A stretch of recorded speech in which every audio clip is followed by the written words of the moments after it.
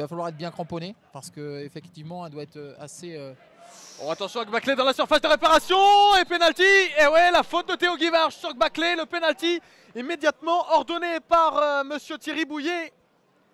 Guilavogui face à Guivarch et contre-pied, l'ouverture du score des Palois ici à Concarneau, 1-0 but de Guilavogui. Concrétiser et de faire la différence là très vite sur ce premier mi-temps.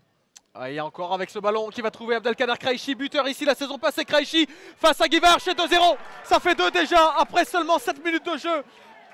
Pau qui double la mise. C'était plutôt une frappe peut-être à rater. Irep qui récupère à nouveau. Encore ce centre-tir, la barre transversale pour Kelly Irep et les Concarnois. Avec le ballon pour le numéro 8 qui va jouer avec Maxime Raz. Maxime Raz avec Mathieu Gerber. Avec un ballon Chourani qui va rentrer dans la surface de réparation. Attention, si on joue au premier poteau, on va mettre en retrait le ballon et la frappe de Maxime Raz. But! Oh là là! Oh là là! Quel but! Quel but à la préparation! Quel but à la préparation du Rodez Aveyron Football! Magnifique but! Fort devant le but sûrement.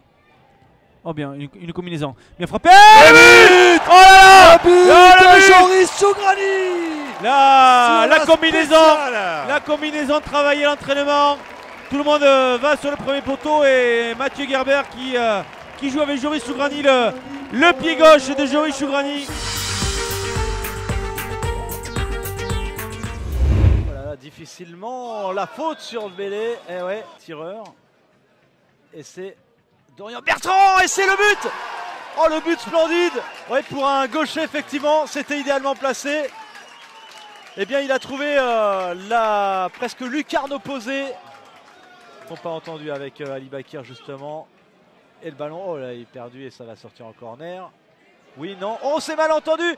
Oh, la grosse mésentente! L'énorme mésentente, on réclamait un corner. Et ça profite à Ali Bakir. On avait arrêté de jouer. Et Ali Bakir tout juste rentré en jeu qui fusille les Vendéens. Mais que s'est-il passé sur cette mésentente? 6e en faveur des Herbiers. Kevin Rocheteau de la droite vers la gauche pour la tête de Claude Coutambe. Et c'est au fond. Et voilà la réduction du score pour les Herbiers. Et ça arrive peut-être un petit peu tard malheureusement pour les Vendéens. Face à Béziers le week-end dernier. Ça, c'est une très bonne ouverture pour Romain Montiel. Romain Montiel qui ouvre le score. Le contrôle parfait de Romain Montiel qui prend le meilleur sur Fofana et qui vient battre derrière Aïssi Kédé. Superbe. Il se l'est fait tout seul, celui-ci. Pas forcément évident. C'est rendu en tout cas maxillaire, pas pour longtemps. Ouais, maxillaire, attention. Oh, le deuxième carton, maxillaire. Le deuxième carton, il vient tout juste d'être averti. C'est un deuxième jaune pour Maxillaire. C'est un deuxième jaune et c'est un rouge. L'exclusion. Tagelmit et son pied gauche, c'est dans le mur. Chambly qui peut se dégager. Voilà qui est fait. Oh, la vilaine semelle. Oh, c'est le rouge qui va sortir. C'est le rouge pour Rémi Sergio. Le rouge immédiat avec cette semelle. Qui n'est pas à l'abri également de l'égalisation avec Tagelmit, ce ballon qui navigue et là encore ce ballon qui termine au-dessus. Allez Henry, il y a une touche de balle là peut-être, pas de position de hors-jeu avec Montiel, le centre pour Laïdouni qui lui ne manque pas l'opportunité de scorer dans le temps additionnel de cette première période. Allez, le bon Thomas Henry, il a l'espace, Thomas Henry. Henry, le face-à-face, et c'est dedans. Thomas Henry qui trouve enfin le chemin défilé et qui offre quasiment à coup sûr désormais, à moins d'un quart d'heure du terme de cette rencontre, la victoire au FC Chambly. Qui peut récupérer quand même ce ballon. Attention, on est resté aux avant-postes. Koné qui tourne sur lui-même, qui frappe du pied droit, le ballon repoussé dans les pieds de Youssoufou Niakate, l'ouverture du score ici pour Boulogne. Youssoufou Niakate, 44e minute de jeu. Bien joué, très belle passe de Thomas. Bien joué là pour Livolan qui peut frapper pied gauche et le ballon qui frappe, me semble-t-il, l'arrête du but de Jonathan Légali. Boudou, un long ballon à destination de Boudiba. Attention le ballon pour Damien Fachon et Alexis Allard qui rate quasiment l'immanquable. Allez, Jonathan Zachary Grich au deuxième poteau pour un Marc Fachon. Et la tête Oh, est-ce qu'il y a un sauvetage de la main? Et c'est un penalty. Un penalty pour les Dunkerquois avec un carton rouge. Pour Junior. Un carton rouge pour Junior Senneville. Allez, Paul Relais face à Marc Fachon. Mais Paul Relais va l'arrêter. Allez, Polo. 3 pas d'élan pour Marc Fachon. Monsieur l'arbitre qui va siffler. Et Marc Fachon qui égalise en force. Un but partout ici, au stade de la Libé. Et Marc Fachon qui va tout de suite voir les supporters dunkerquois. Et l'égalisation, dunkerquoise.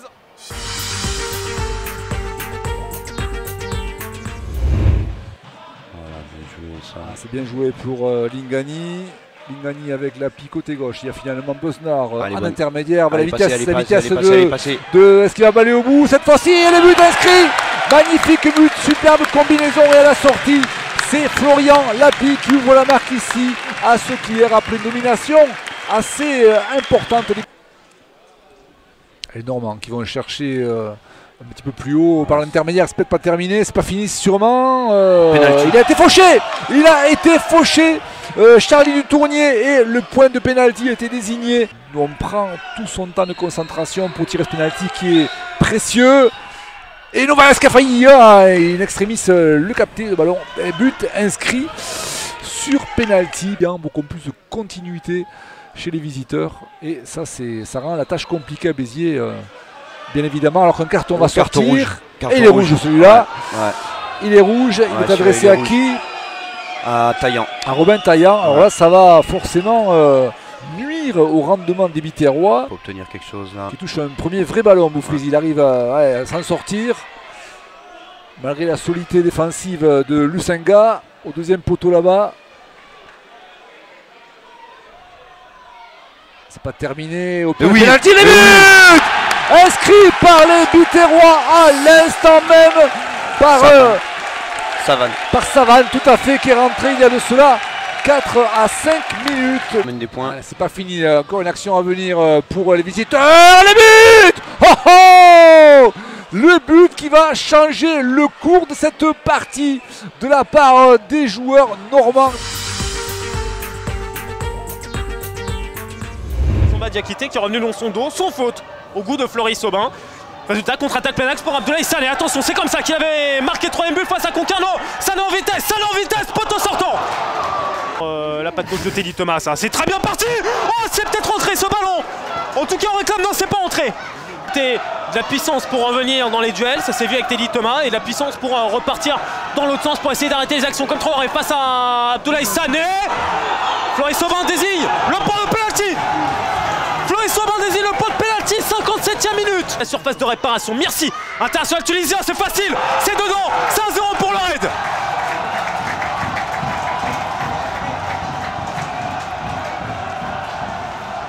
Et Tafadiaï pour le coup franc. Brossé second poteau. Et Sébastien Reynaud qui manque le ballon, sort pour l'égalisation. 89e minute. Et Sébastien Reynaud qui déchire complètement sa prise de balle. William Sea vient faire chavirer le Stade Hidalgo. Fin match de folie. Au 4 de la Duchère au point de pénalty. On a rejoué en 2 temps, attention parce que là c'est une belle combinaison, la belle frappe et le but! Quel extraordinaire but de la Duchère, cette frappe enrôlée, mot bleu est trop court. Et donc à la 17e minute de jeu, eh bien Lyon-Duchère avec ce but de Talaoui qui marque son premier but de la saison. Et bon repli, intervention de la part d'Atik. Et nouvelle faute. Et nouveau carton. Joueur du PFC. Et attention parce que là il n'est pas revenu. Moisini, Belvito en puissance. Et l'égalisation grenobloise. Oh quel but! Tout en puissance de Nicolas Belvito. Ballon pour Benet, Benet qui passe une fois, 2 fois, Benet dans la surface et le but! Le but de Benet, il récidive. Il avait marqué le week-end dernier sur la pelouse du Stade des Alpes. avec un but face à Avranches et la frappe en force pied gauche et Benet qui donc marque son deuxième but de la saison. Prochain match en championnat pour ces deux équipes. Elogo. Elogo qui est passé une fois, la frappe elle est belle. Oh quel but d'Elogo. Troisième but pour Grenoble aujourd'hui et le premier but de la saison pour le joueur formé à l'AS Saint-Étienne. Ah, ça va être plus que compliqué pour les hommes de Karim Mokedem. Regardez, admirez. Et Lyon Duchère se dirige à la fois vers... attention à ce pourquoi pas Chargui. Le quatrième but. C'est journée porte ouverte là pour cette équipe de la Duchère qui donc encaisse un nouveau but. 4-1 désormais. Quel match incroyable pour les Grenoblois avec 4 buts. Où il avait pris 4 matchs. Attention avec là ce ballon et le but.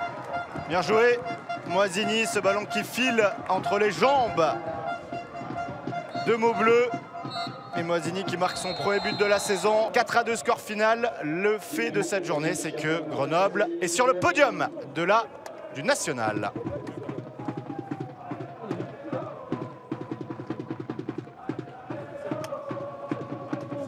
Ah, super.